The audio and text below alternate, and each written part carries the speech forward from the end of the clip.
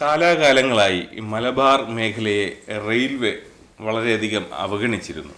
എന്നാൽ ഇപ്പോൾ സ്വന്തം മന്ത്രി തന്നെ ഉണ്ട്. ഇനി എന്തൊക്കെ മലബാറിന് പ്രതീക്ഷിക്കാം? മലബാറിനെ അല്ലെങ്കിൽ കേരളത്തെ സംബന്ധിച്ചിടത്തോളം വളരെയേറെ ആളുകൾ യാത്ര ചെയ്യുന്ന ഒരു സംസ്ഥാനമാണ്.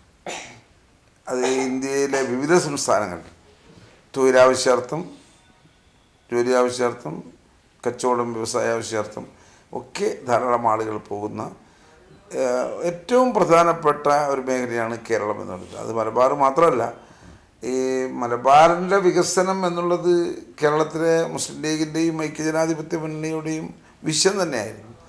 ആ വിഷനിൽ നോക്കുമ്പോഴേക്കും റെയിൽവേ രംഗത്ത് വലിയ അവഗണന ഉണ്ടായിരുന്നു. ആ അവഗണന മാറ്റിയെടുക്കാനുള്ള ശ്രമങ്ങൾ അഭ്യുന്നതനായ മുസ്ലിം ലീഗിൻ്റെ അഖിലേന്ത്യാ പ്രസിഡന്റ് UPA ഗവൺമെൻറ്റിൽ റെയിൽവേ വകുപ്പ് മന്ത്രി സഹമന്ത്രി സ്ഥാനം വഹിക്കുന്നതോടുകൂടി കുറേയൊക്കെ പരിഹരിച്ചു വരികയാണ്.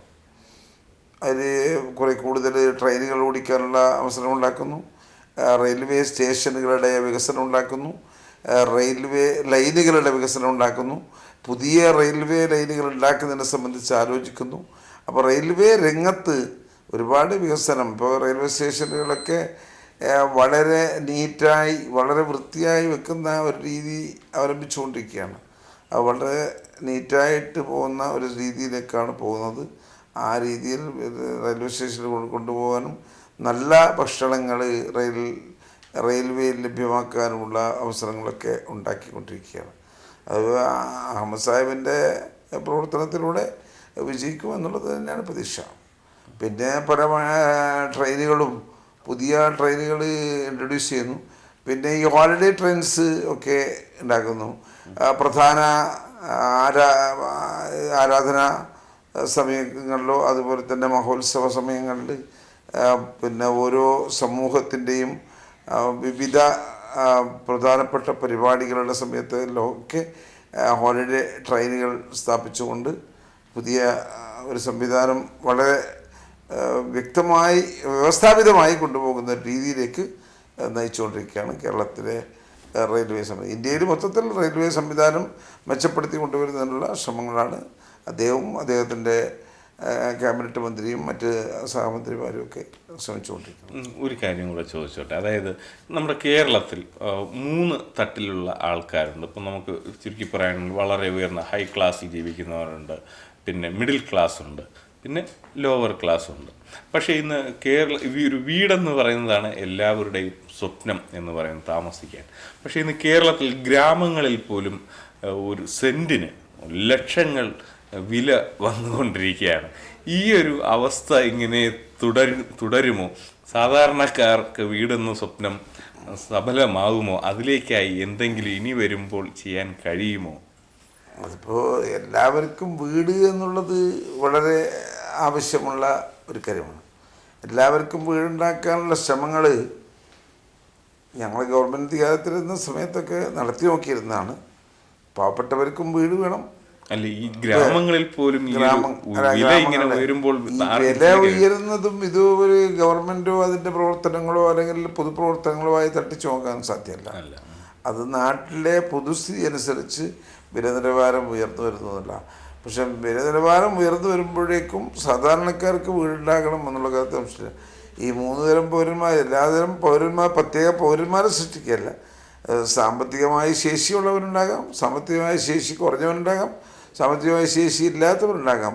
അപ്പോൾ ദാരിദ്ര്യം പിന്നെ വളരെയേറെ കൊടുമ്പിരിക്കൊള്ളുന്ന ഒരു നാടായിട്ട് നമ്മുടെ നാട്ടിലേക്ക് കാണാൻ തുടങ്ങിയിട്ട് കുറേ കാലമായി. പക്ഷേ അതിന് ആവശ്യമായ അവരെ ഉയർത്തിക്കൊണ്ടുവരുന്നതിനായ സാമ്പത്തികമായ ഉയർച്ചയിലേക്ക് കൊണ്ടുവരുന്നതായ പ്രവർത്തനങ്ങൾ വേണ്ടത്തുള്ളത്. ഇപ്പോൾ കുടുംബശ്രീ ഉണ്ടായിരുന്നു കഴിഞ്ഞ ഗവൺമെൻറ് കാലത്ത്, വളരെ വിജയകരമായി നടപ്പിലാക്കിയൊരു പദ്ധതിയായിരുന്നു. ദാരിദ്ര്യരേഖയ്ക്ക് താഴെയുള്ള ആളുകളെ സാമ്പത്തിക ഉന്നതിയിലേക്ക് കൊണ്ടുവരുന്നതിന് വേണ്ടിയുള്ള ഒരു ശ്രമം.